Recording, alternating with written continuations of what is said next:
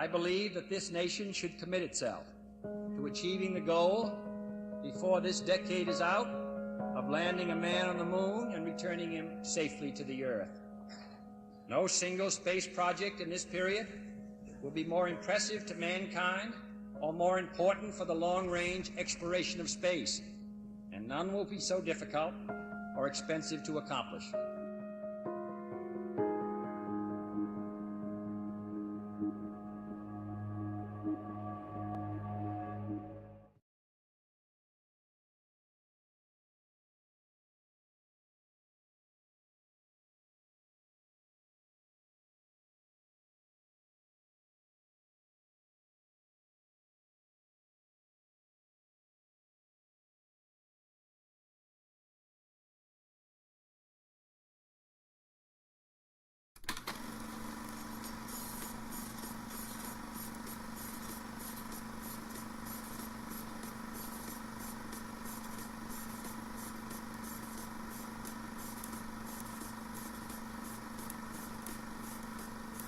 No man can fully grasp how far and how fast we have come.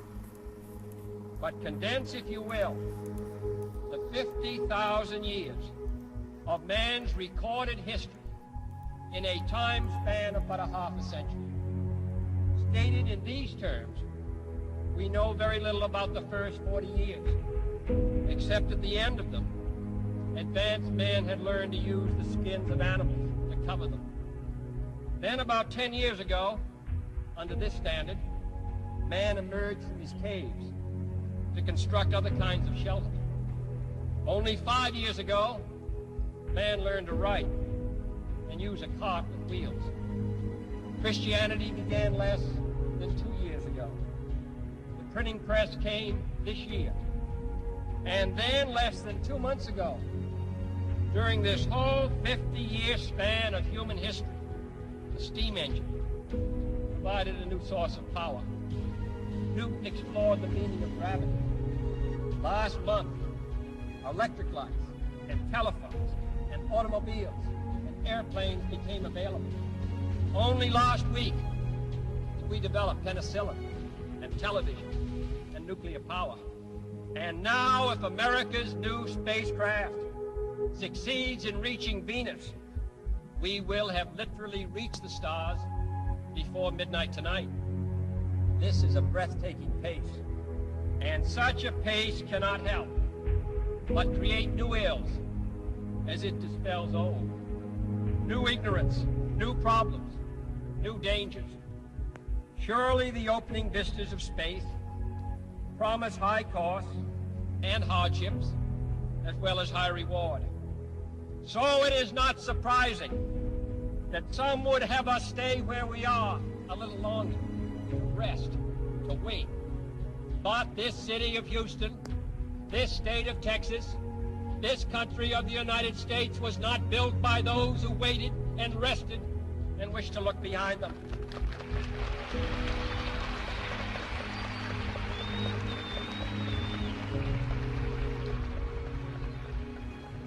For the eyes of the world now look into space, to the moon, and to the planets beyond.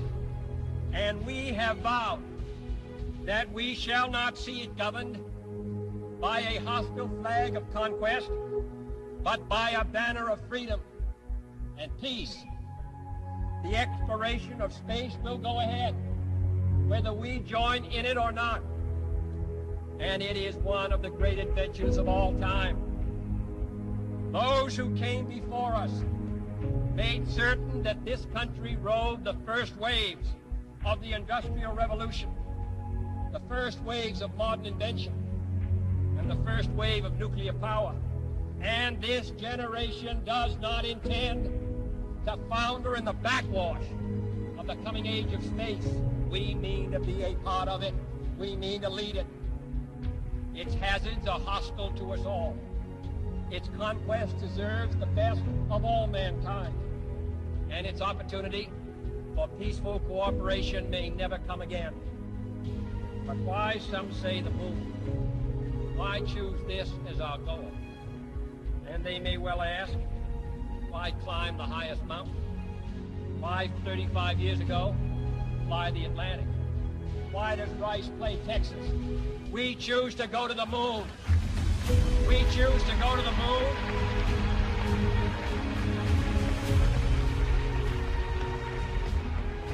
We choose to go to the moon in this decade and do the other thing. Not because they are easy, but because they are hard. Because that goal will serve to organize and measure the best of our energies and skills.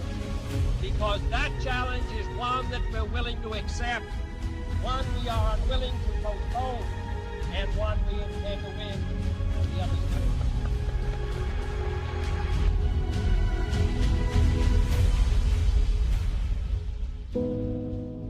Houston, Tranquility Base here. The Eagle has landed.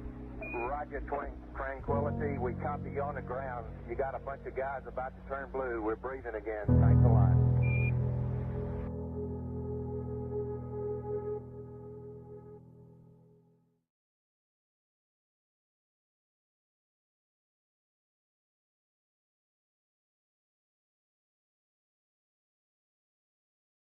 I think the momentous, most memorable thing that I can recall about that particular day was the opportunity while my two friends here were being put into the spacecraft to stand alone by myself out there and look at the rocket and the quietness and see the sun come up and the waves rolling in and the evidence of the millions of people watching, but nothing specific and just so quiet. And to realize that indeed such a contrast was going to take place, all the frantic activity preparing the rocket, but it's so quiet up there for me personally, and that in a very few moments we were going to be departing in a great roar and off for a momentous event.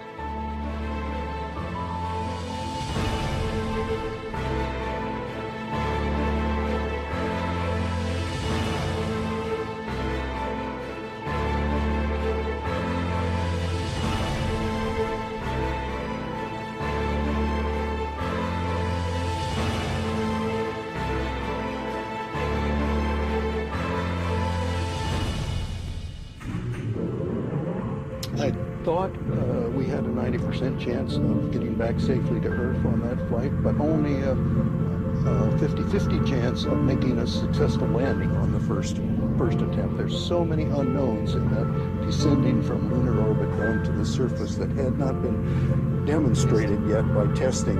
It's a risk-reward equation, and you're able to accept a level of risk so long as it's commensurate with the reward that you will get by achieving the goal that you're after.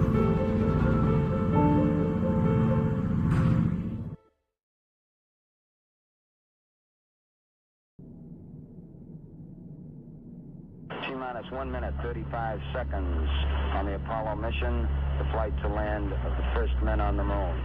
All indications coming in to the control center at this time indicate we are go. 1 minute, 25 seconds and counting. Our status board indicates the third stage completely pressurized. 80-second mark has now been passed. We'll go on full internal power at the 50-second mark in the countdown. Guidance system goes on internal at 17 seconds, leading up to the ignition sequence at 8.9 seconds.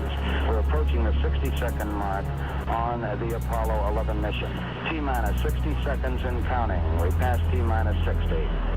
55 seconds and counting. Neil Armstrong just reported back. It's been a real smooth countdown. We passed the 50-second mark. Power transfer is complete. We're on internal power with the launch vehicle at this time. 40 seconds away from the Apollo 11 liftoff. All the second stage tanks now pressurized. 35 seconds and counting. We are still go with Apollo 11. 30 seconds and counting.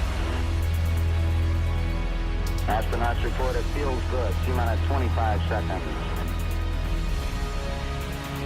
20 seconds and counting. T-minus 15 seconds. Guidance is internal. 12, 11, 10, 9. Ignition sequence starts. 6, 5, 4, 3, 2, 1, 0. All engine running. Liftoff. We have a liftoff. 32 minutes past the hour. Liftoff on Apollo 11. Tower clear. We got a roll program. Neil Armstrong reporting the roll and pitch program, which puts Apollo 11 on proper heading.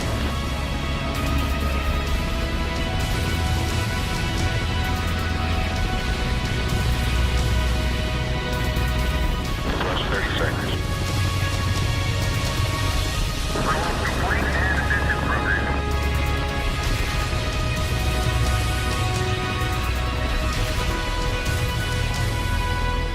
One round.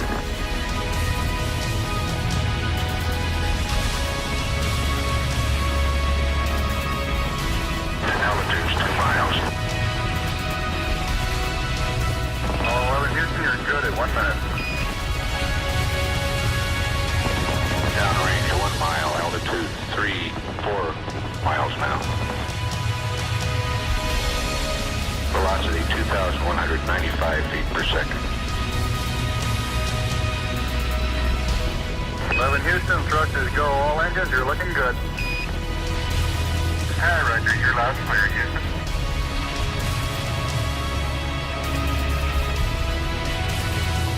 We're through the region of maximum dynamic pressure now. 11 Houston, your guidance is converged. You're looking good. Set 8 miles downrange, 12 miles high. Velocity 4,000 feet per second. Stand by for mode 1, Charlie. Mark, mode 1, Charlie. 1, Charlie. Cliff Charlesworth taking a staging status. This is Houston, you are go for staging. Tower's gone. Roger, tower. Board cutoff. Inboard engines out. I'm in board cutoff.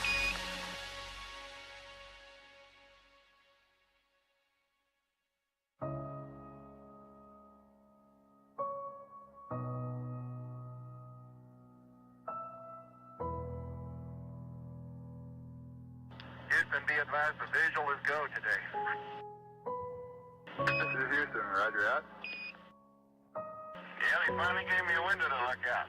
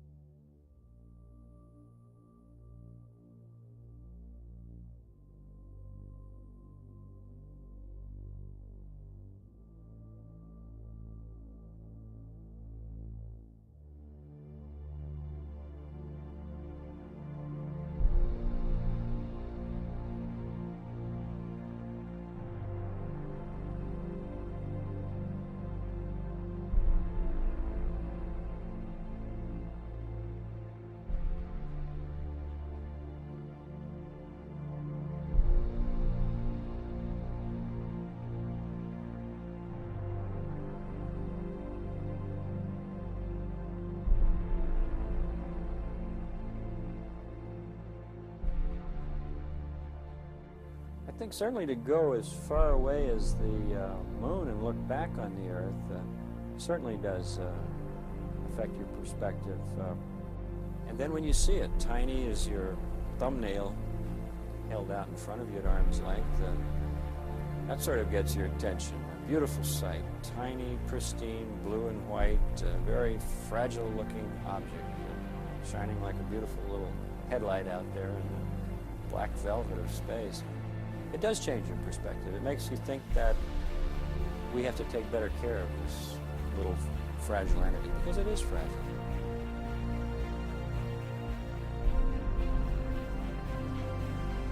Apollo 11, this is Houston. Slightly less than 1 minute to ignition, and everything is go. Roger, Apollo 11's go.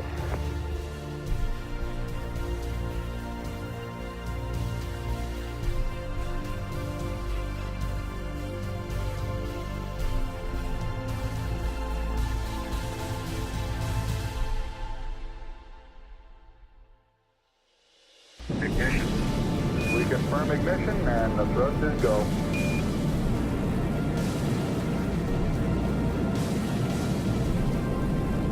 Apollo 11, this is Houston at 1 minute. Trajectory and guidance look good, and the stage is good. Over. Apollo 11. We're showing velocity 35,570 feet per second.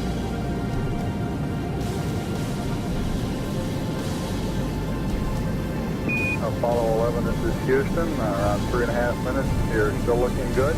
Your predicted cutoff is right on the nominal. Roger, Apollo 11, go.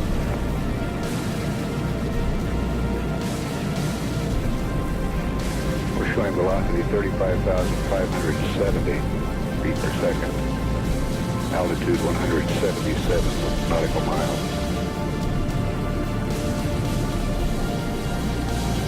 Apollo 11, this is Houston. You are go at 5 minutes. Roger, Apollo 11, go.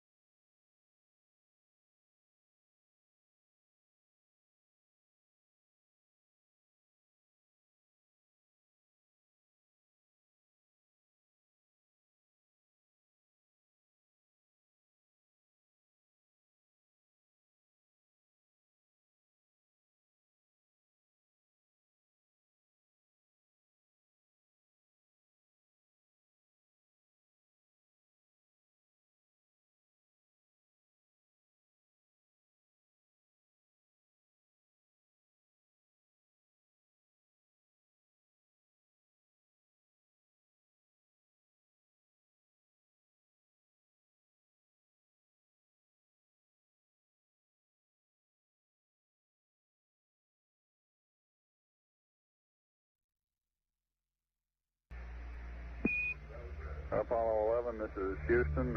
Your go for separation.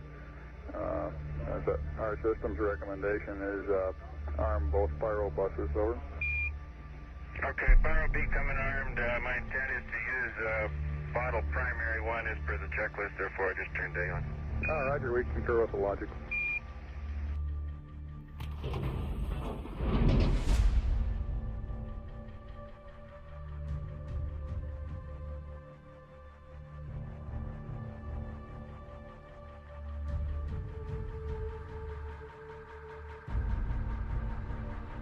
Alright, Neil, we need to rotate the spacecraft now.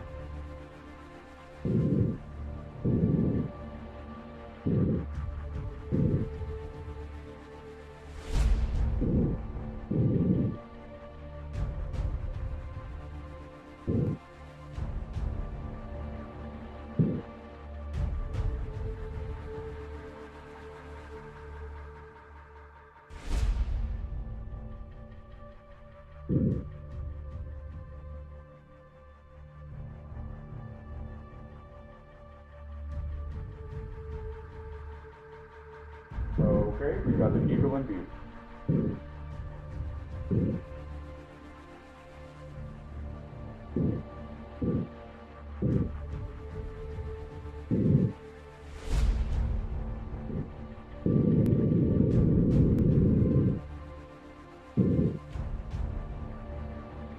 Moving forward.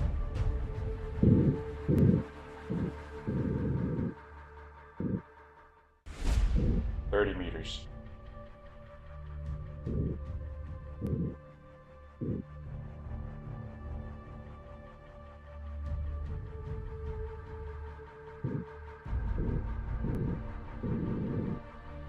$25.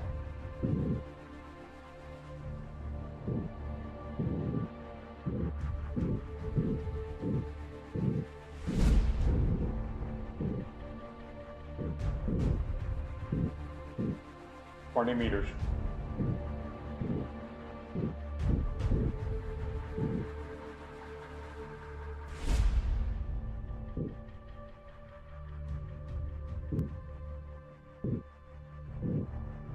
$15 meters.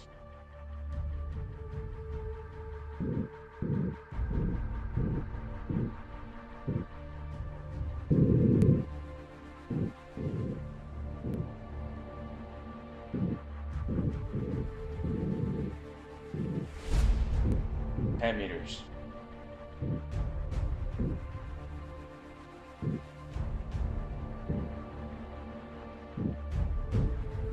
8 meters.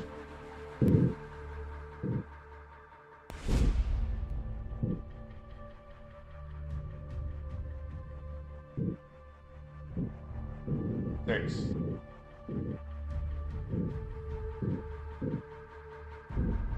5 meters.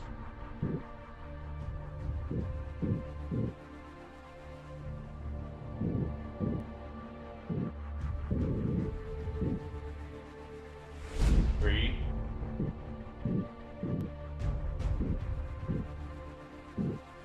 2 meters.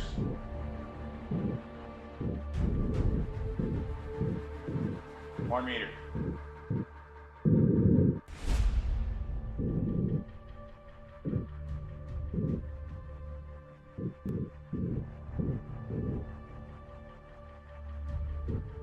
And capture.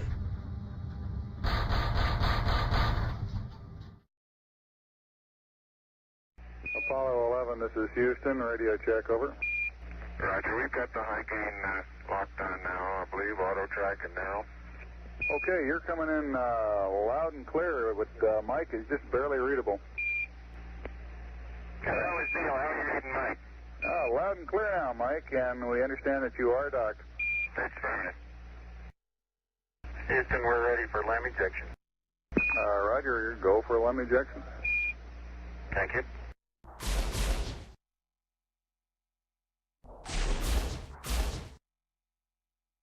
Apollo 11, this is Houston, over. Roger, Houston, Apollo 11, go ahead. Roger, could you give us some comments on how the transposition and docking went, over? Yeah, I thought it went pretty well, Houston, although I expect I used more gas than I've been using in the simulator. Except for using a little more gas, and I'd be interested in your numbers on that. Everything went nominally. This is Houston, Roger, we copy.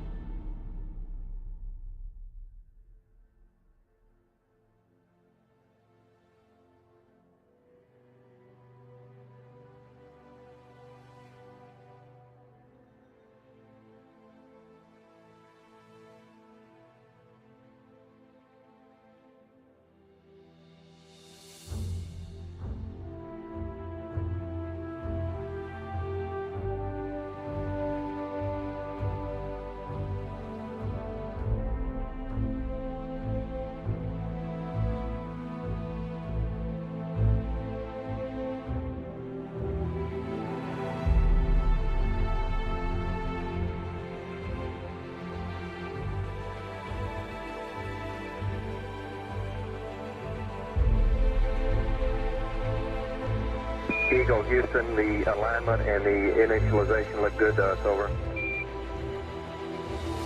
Roger, thank you.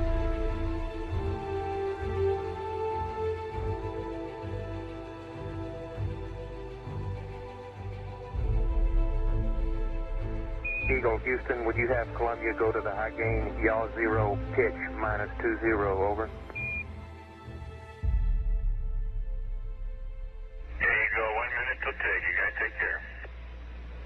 See you later.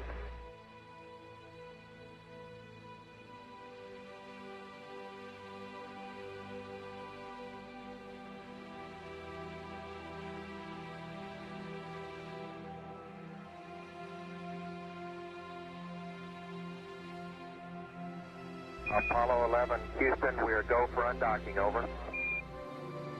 Roger, understand.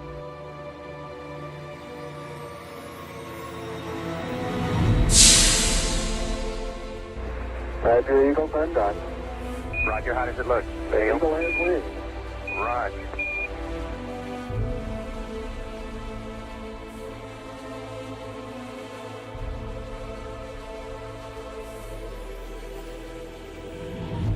Eagle, Houston, we see you on the steerable, over. I do believe you got thrusters on board that vehicle. Okay, you got it. Do it, Data. Roger, let us know when you're ready to copy. We have a DOI pad and a PDI pad, over. Guidance says we're go. Coming up on 5 minutes to ignition. Gene Kranz getting a go, no-go for descent. Okay, all flight controllers, I'm going around the horn. Make your go, no-goes based on the data you had prior to LOS. See, we got it back. Give you another few seconds. We're going, fine. Okay, retro, go. Vital, go. Guide, go. Control, go. Self-com, go. Ginsey, go. Ecom, go. Surgeon, go. Capcom, we're go to continue PDI.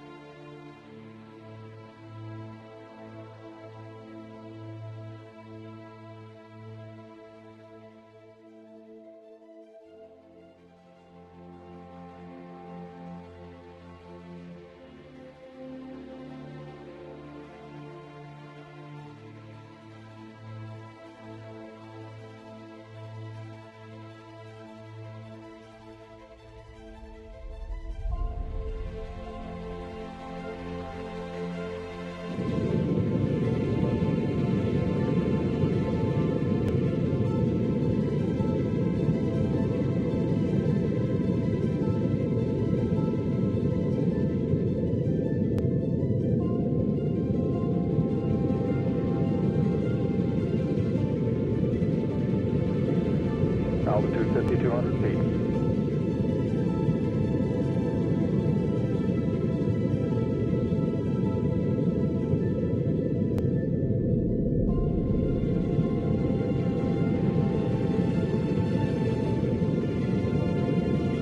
Altitude 4,200. Houston, you're go for landing, over.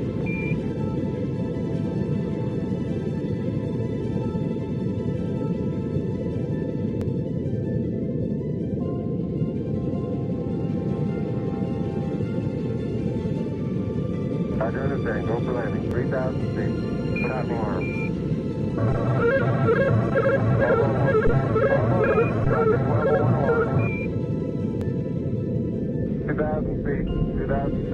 Into the ag, 47 degrees. Altitude 1,600. 47 degrees.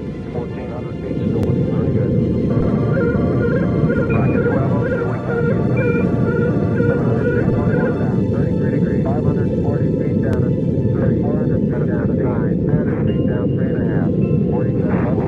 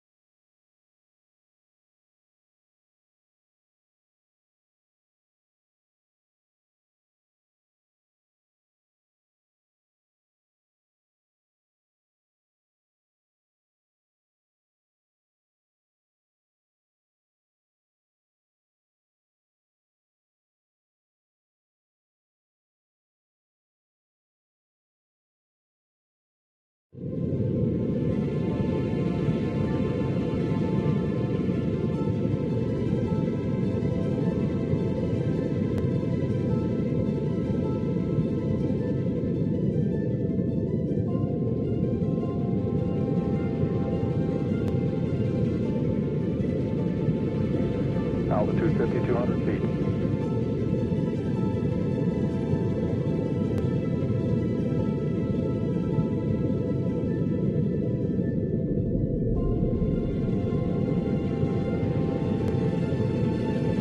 Altitude 4,200. Houston, you're go for landing, over.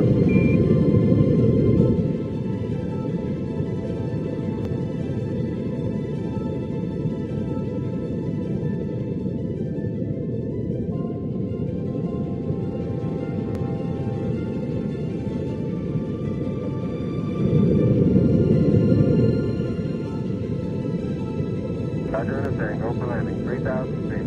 Put out an alarm.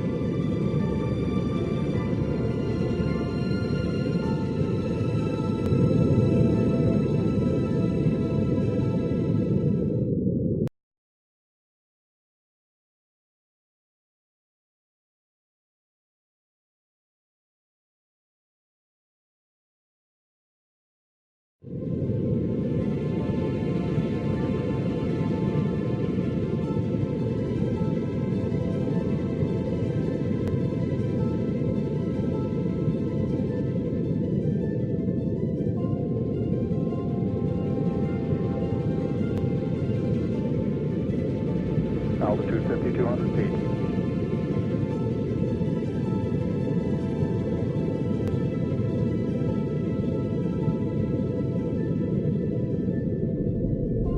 Altitude 4,200. Houston, you're go for landing, over.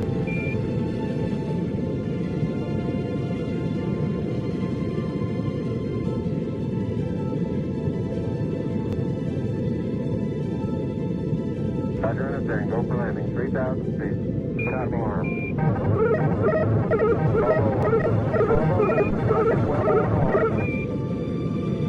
2,000 feet. 2,000 feet. Into the ag, 47 degrees. Roger. Altitude 1,600. 47 degrees. 1,400 feet. Still looking very good. Roger. 700 feet. 21 down. 33 degrees. 540 feet down at 30. 40 feet down at 9. 300 feet down 3.5. 47 forward. Comes down nicely. 200 feet. 100 feet. 3.5. 5.5 forward. Starts looking good. Down a half. 40 feet down 2.5. Picking up some dust. Contact light.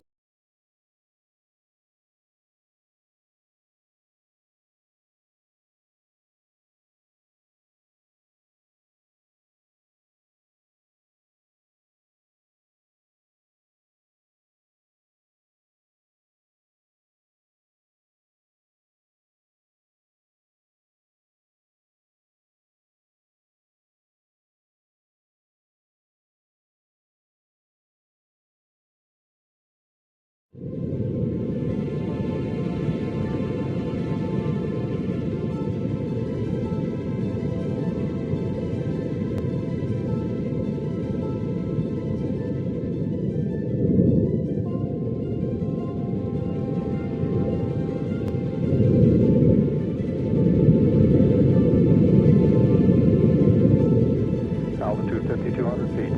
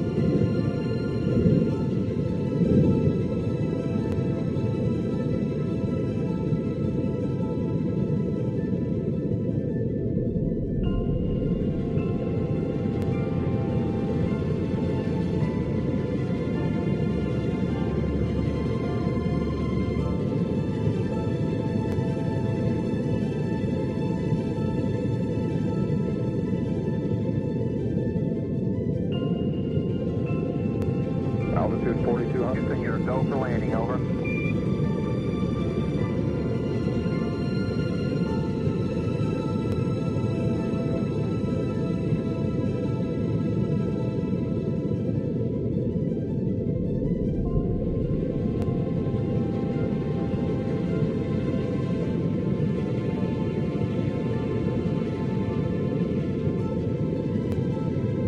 Roger, understand. Go for landing. 3,000 feet.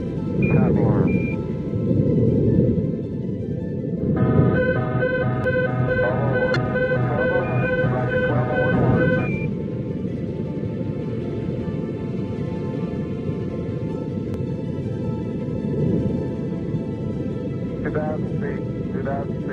Into the ag, 47 degrees. Roger. 47 degrees. Altitude 1,600. 1,400 feet, still looking very good. Roger, 1202, we copy. 6,700 feet, 21 down, 33 degrees. 540 feet down at 30, down at 15, 400 feet down at 9, 300 feet down, 3.5, 47 forward. 11 forward, comes down nicely, 200 feet, 4.5 down, 5.5 down.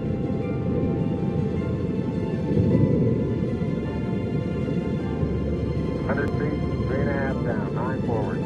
Okay, 75 feet, starts looking good, down a half.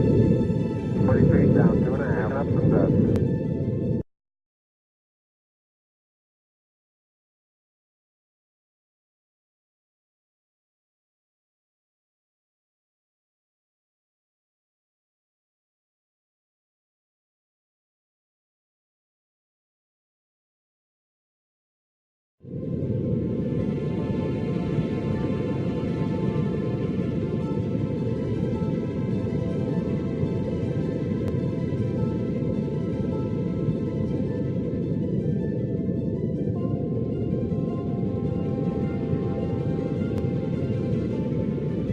Altitude 5,200 feet.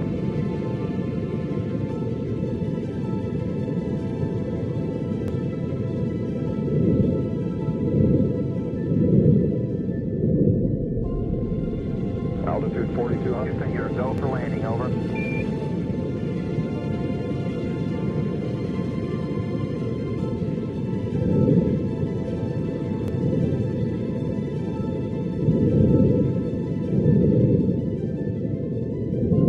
Roger, understand. Go for landing. 3,000 feet. Stop alarm. 1201. Roger, 1201. 2,000 feet. 2,000 feet. Into the ag. 47 degrees. Roger. Altitude 637 degrees. 1,400 feet. Still looking very good. Roger, 1202, we copy. 700 feet, 21 down, 33 degrees, 540 feet down, and 400 feet down, and 300 feet down, 3.5. 100 forward, comes down nicely, 200 feet, 6.5 down, 45.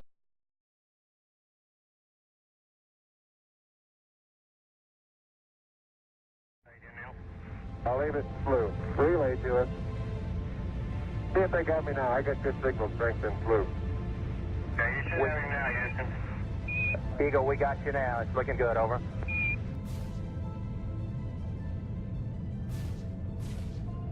Eagle, Houston, after yaw around, angled S-band pitch, -9er, yaw, +18.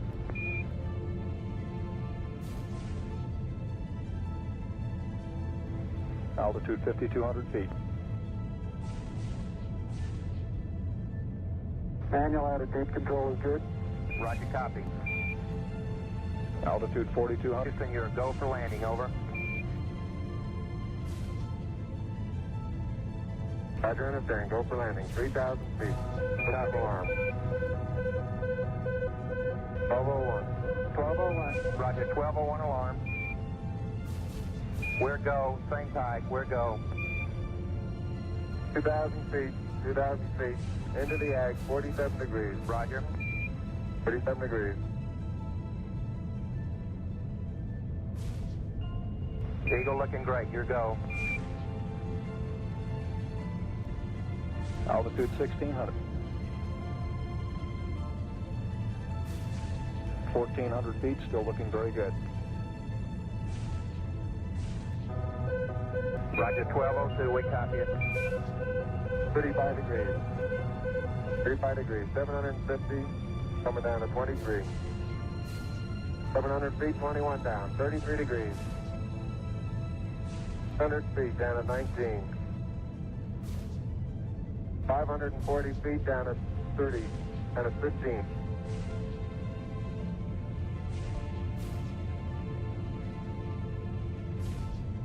At 400 feet, down at 9. Gate forward. 10 and 50 feet, down at 4. 30, 6.5 down.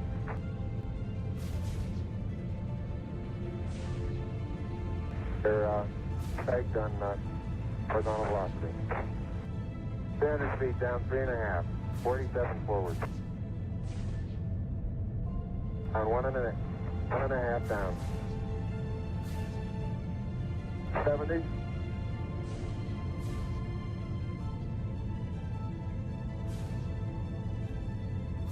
Got the shadow up there. 50 down at 2.5. 19 forward. Altitude, velocity, light. 8.5 down. 220 feet. 13 forward. 11 forward, coming down nicely. 200 feet. 4.5 down. 5.5 down. Within 60 feet, 6.5 down. 5.5 down. 9 forward. And 20 feet. 100 feet, 3.5 down. 9 forward. 5%. 185. 75 feet. That's looking good. Down a half. 6 forward. 60 seconds. Lights on. Down 2.5. Forward. Forward. 40 feet down 2.5. Picking up some dust. 30 feet, 2.5 down. Big shadow. 4 forward. 4 forward. Drift into the right a little. Down a half. 30 seconds. Forward. Contact light. Okay, engine stop. APA at a descent. Mode control both auto. Descent engine command override off. Engine arm off. Port 13 is in. We copy you down, Eagle. Griffin, Tranquility Base here. The Eagle has landed. Roger, Tranquility. We copy you on the ground. You got a bunch of guys about to turn blue. We're breathing again. Thanks a lot.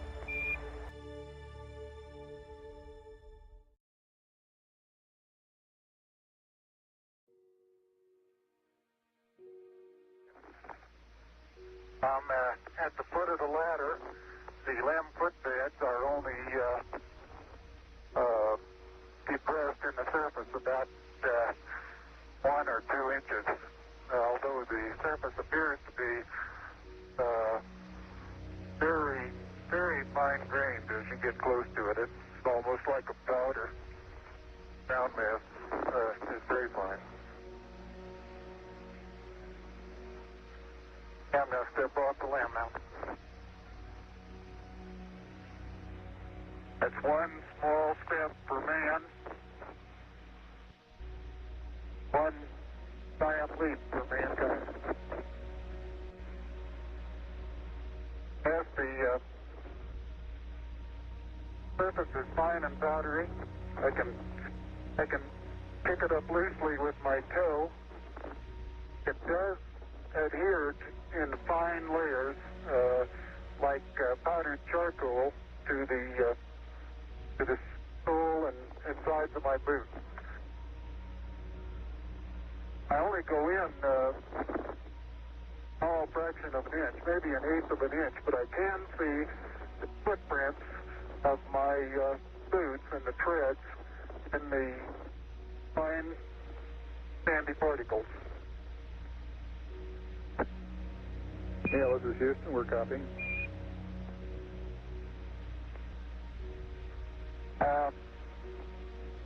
There seems to be no difficulty in moving around as we suspected.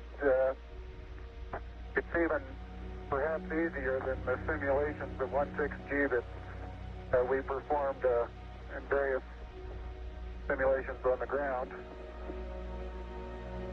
Absolutely no trouble to walk around.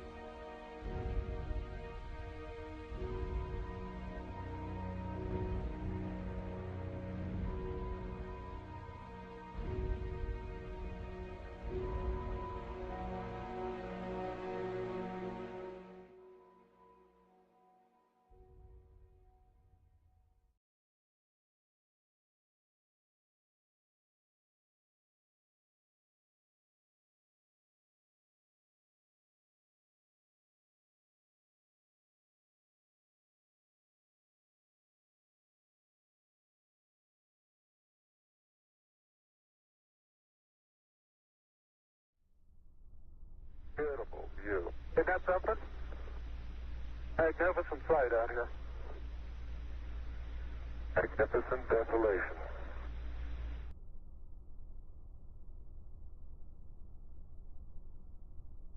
I start to lose my balance in one direction, and recovery is quite natural and very easy.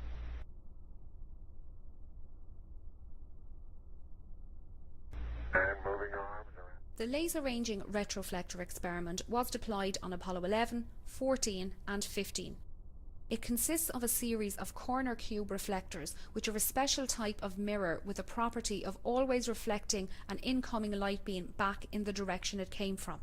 These reflectors can be illuminated by laser beams aimed through large telescopes on Earth. The reflected laser beam is also observed with the telescope, providing a measurement of the round-trip distance between Earth and the Moon. This is the only Apollo experiment that is still returning data from the Moon. Many of these measurements have been made by McDonald Observatory in Texas. Laser beams are used because they remain tightly focused for large distances. Nevertheless, there is enough dispersion of the beam that is about 7 kilometers in diameter when it reaches the Moon and 20 kilometers in diameter when it returns to Earth. Because of this very weak signal, observations are made for several hours at a time. By averaging the signal for this period, the distance to the Moon can be measured to an accuracy of about 3 centimeters. The average distance from the Earth to the Moon is about 385,000 kilometers. The laser ranging retroflector experiment has produced many important measurements. These include an improved knowledge of the Moon's orbit and the rate at which the Moon is receding from Earth, which is currently 3.8 centimeters per year.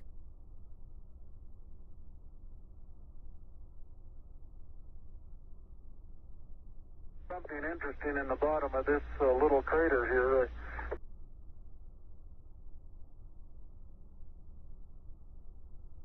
The passive seismic experiment detected lunar moonquakes and provided information about the internal structure of the Moon.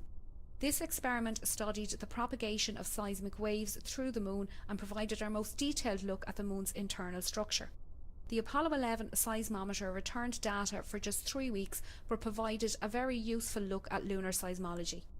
More advanced seismometers were deployed at the Apollo 12, 14, 15 and 16 landing sites and transmitted data to Earth until September 1977.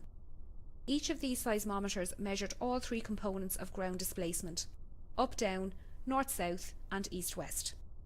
If a seismic event is observed by 3 or more seismometers, the time and location of the event can be determined.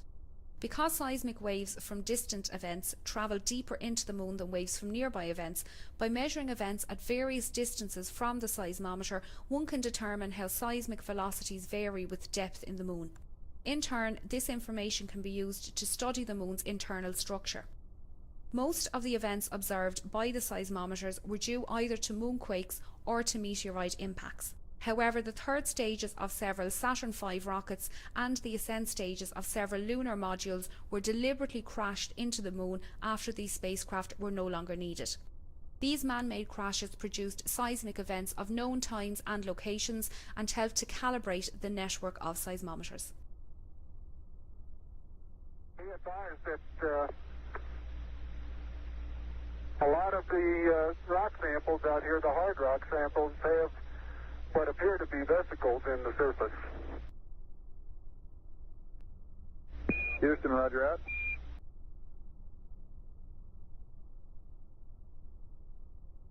Neil is now unveiling the plaque that is. For those who haven't read the plaque, we'll read the plaque that's on the front landing gear of this LEM.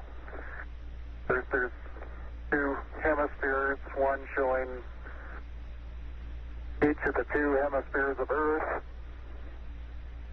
Underneath it says, "Dear men from the planet Earth, first set foot upon the moon, July 1969, BT.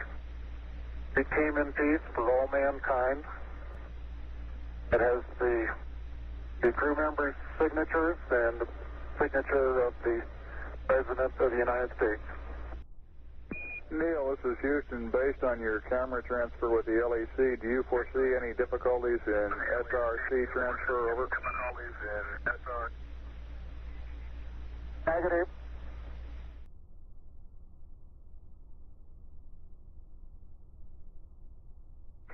Okay, Houston, I'm going to change lenses on you. Roger, Neil. The Lunar Flag Assembly, or LFA, was a kit containing a flag of the United States, designed to be planted by astronauts on the moon during the Apollo program. 7 such flag assemblies were sent to the moon, 6 of which were planted, the exception being the one carried on Apollo 13, which had to abort its landing due to a serious spacecraft failure. The nylon flags were hung on telescoping staffs and horizontal bars constructed of 1-inch anodized aluminium tubes.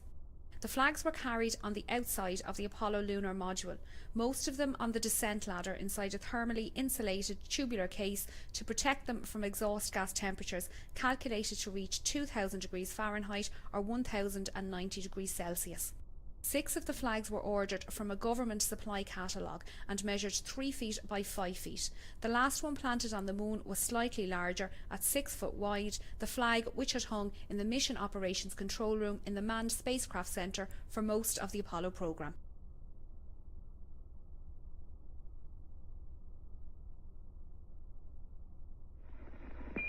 Tranquility Base, this is Houston. Could we get both of you on the camera for a minute, please?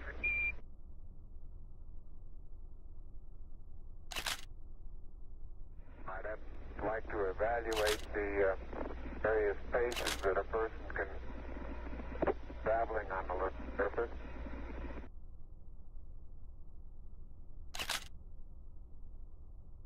Oh, that looks beautiful from here, Neil. It has a stark beauty all its own. It's like much of the high desert of the United States. It's different, but it's very pretty out here.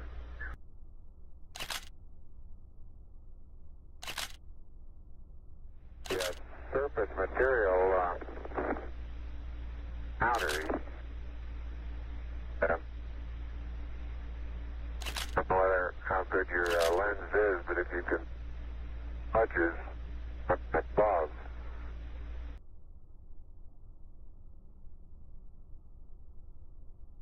I believe I'm out of your field of view. Is that right now, Houston? That's affirmative, Buzz.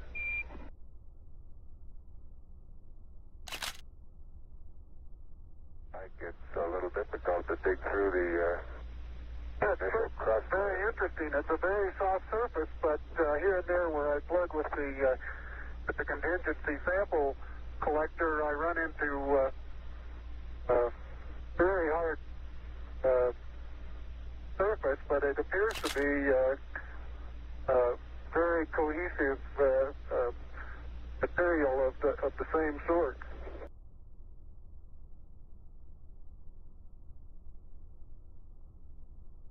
This is the solar wind composition experiment.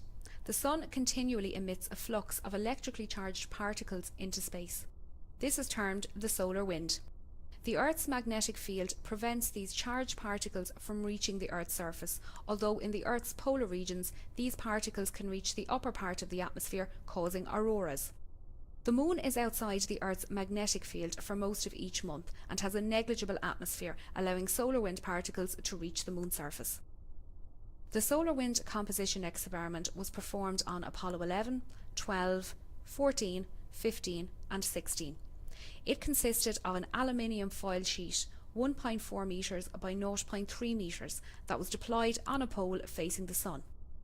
This foil was exposed to the Sun for periods ranging from 77 minutes on Apollo 11 to 45 hours on Apollo 16, allowing solar wind particles to embed themselves into the foil. The foil was then returned to Earth for laboratory analysis. This allowed the chemical composition of the embedded solar wind to be determined more accurately than would be possible if the measurement were made using remotely controlled instruments on the Moon, but limited the periods at which observations could be made. Neil and Buzz, the President of the United States is in his office now and would like to say a few words to you. Over. That would be an honor. Go ahead, Mr. President. This is Houston out. Hello, Neil and Buzz. I'm talking to you by telephone from the Oval Room at the White House. And this certainly has to be the most historic telephone call ever made. I just can't tell you how proud we all are of what you... For every American, this has to be the proudest day of our lives. And for people all over the world, I am sure they too join with America in recognizing what an immense feat this is. Because of what you have done, the heavens have become a part of man's world. And as you talk to us from the Sea of Tranquility, it inspires us to redouble our efforts to bring peace and tranquility to Earth. For one priceless moment in the whole history of man, all the people on this Earth are truly one. One in their pride in what you have done, and one in our prayers that you will return safely to Earth. Thank you, Mr. President.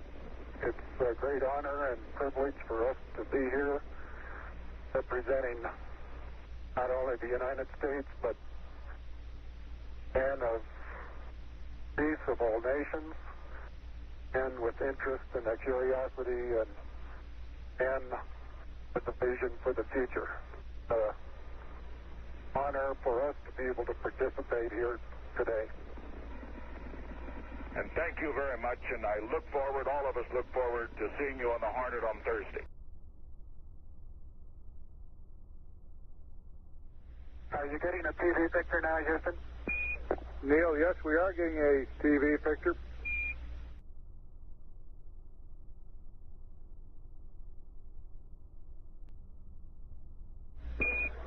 Neil, this is Houston. We're getting a picture. You're not in at the present time. We can see the bag on the LEC being moved by Buzz, though. Here you come into our field of view.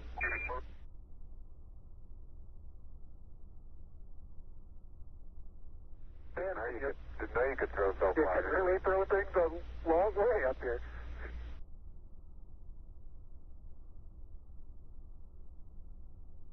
The descent engine did not leave a crater of any size. It has about 1 foot clearance on the ground. We're essentially on a very level place here. I can see some evidence of rays emanating from the descent engine, but very insignificant amount.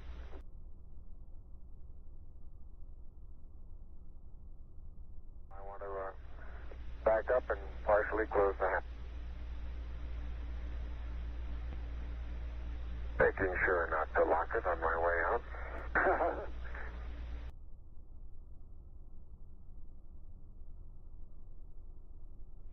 Neil, didn't I say we might see some purple rocks? Find the purple rocks? Yep.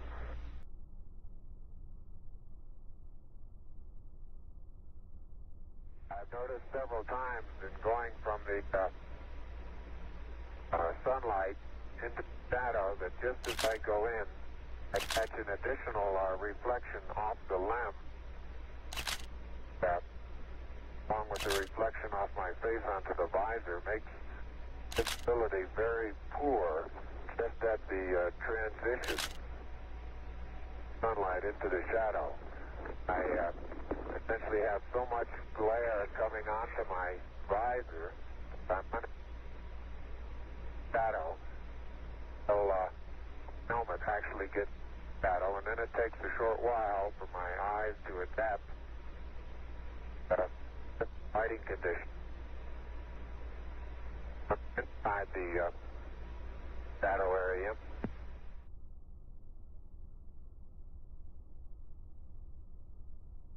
My pocket open, Buzz? Yes, it is. It's not up against your suit, though. Hit it back once more. More toward the inside. Okay, that's good.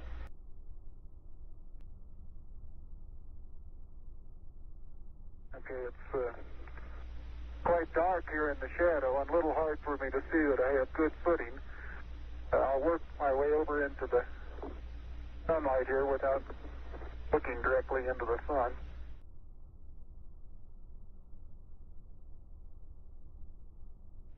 And incidentally, these rocks, very powdery surface,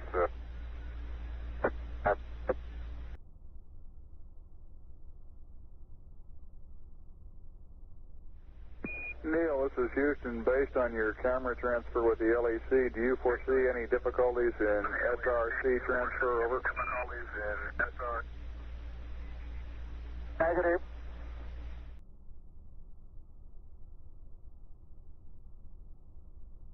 Something interesting in the bottom of this little crater here.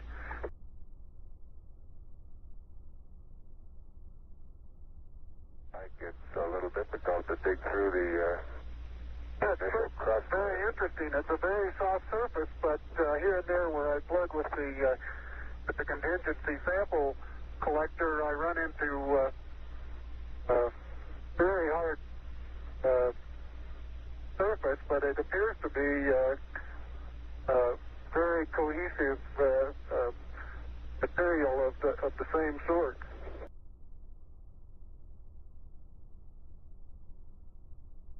Oh, that looks beautiful from here, Neil. It has a stark beauty all its own. It's like much of the high desert of the United States. It's different, but it's very pretty out here.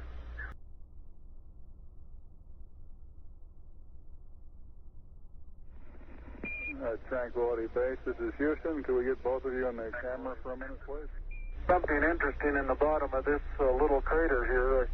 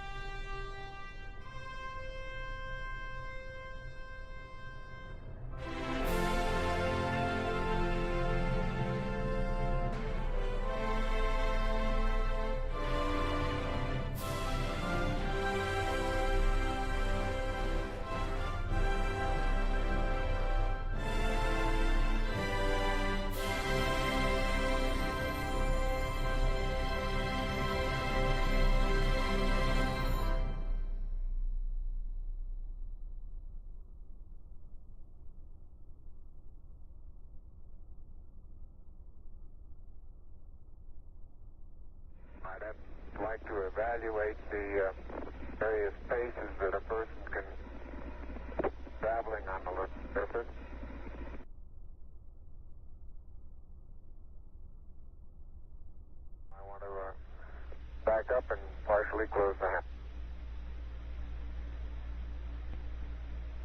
Making sure not to lock it on my way out.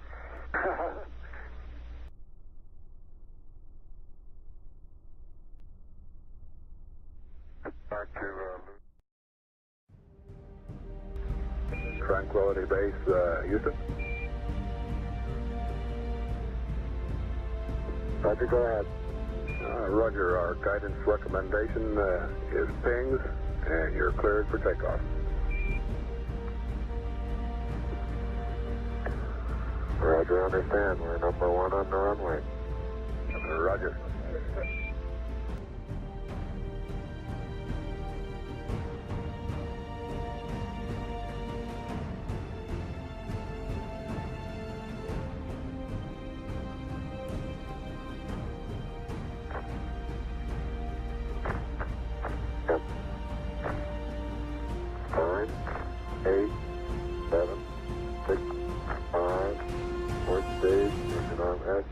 Proceed.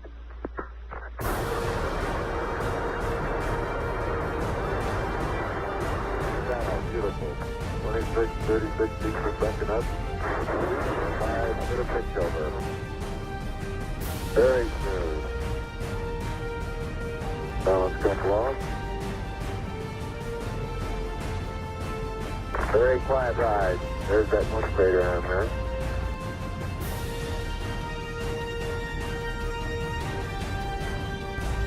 Feet high, 80 feet per second vertical rise.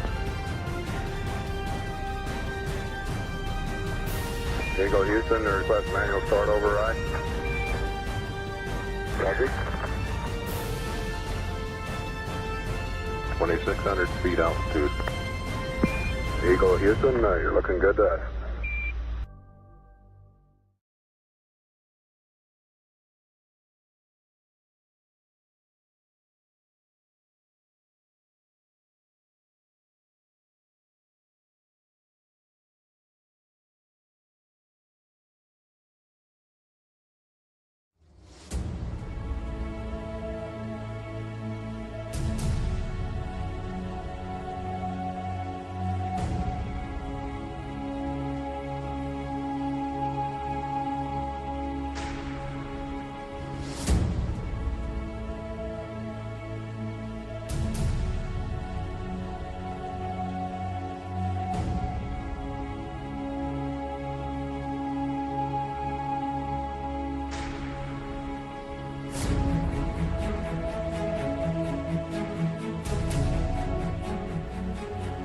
Houston, we got the service module going by.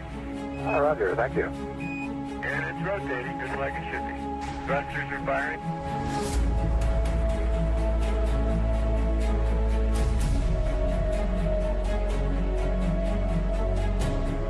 .800 nautical miles high. Velocity 33,000 feet per second.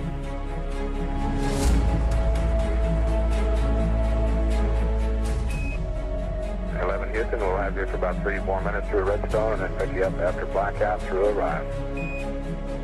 Roger.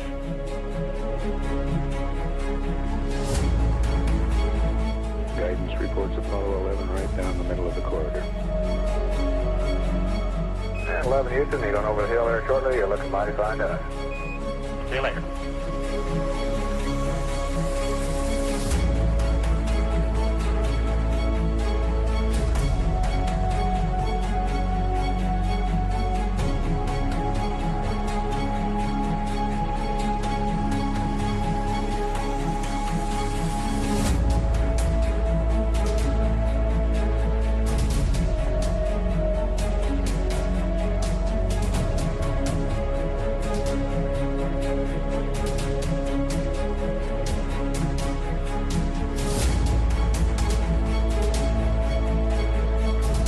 I believe that this nation should commit itself to achieving the goal, before this decade is out, of landing a man on the moon and returning him safely to the Earth. No single space project in this period will be more impressive to mankind or more important for the long-range exploration of space, and none will be so difficult or expensive to accomplish.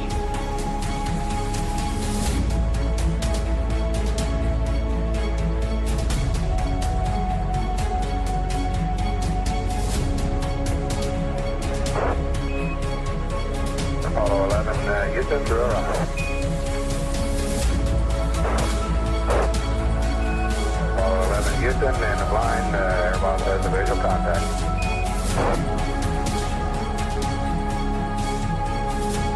Apollo 11 Houston, standing by for your dipsy reading, over. Apollo 11, this is Hornet, over. Apollo 1, this is Apollo 11, read the last course, our position 1330, 16915. Aircraft reports visual with 3 full shoots.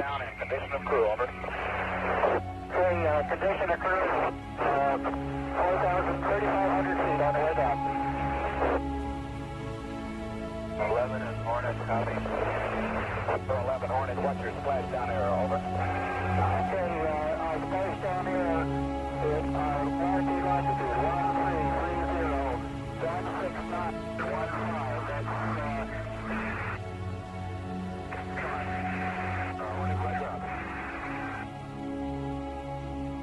okay, Hornet, Apollo 11 is not. Roger, don't shoot, sir.